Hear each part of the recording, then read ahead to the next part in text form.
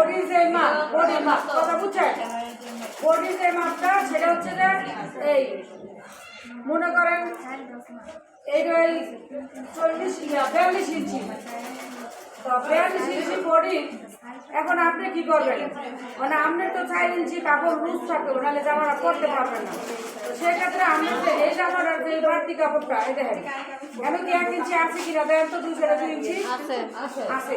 তাইলে আমরা এই টোটাল কাপড় 6 ইঞ্চি। 6 ইঞ্চি এই যে আমরা যে ভাবতেছি, আপনারা কি সবাই বুঝতে পারতেছেন কিনা?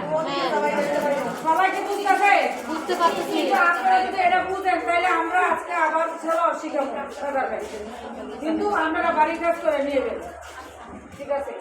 তাহলে আমরা এখন হচ্ছে এই বাড়তি কাপড়টা আমরা নিতেছি, কিন্তু এইভাবে করে আমরা চকটা কিভাবে আমরা আসবেন সেই চকটার বিষয় আমরা দেখে আমাদের আছি যে এখানে আমাদের বুঝে নাই।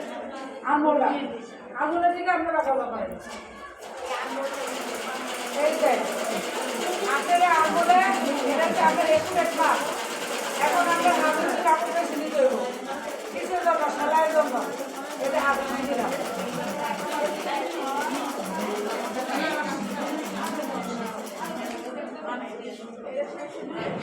এটা একটা হাফ ইঞ্চি, বুঝছেন? একটু বেশি গেছে না, যত কিন্তু আমরা হাফ ইঞ্চি নেব। এখন এটা থেকে আপনি যদি 1.5 ইঞ্চি, এখান থেকে 1.5 ইঞ্চি করে মাপটা এনে দেবেন। এই যে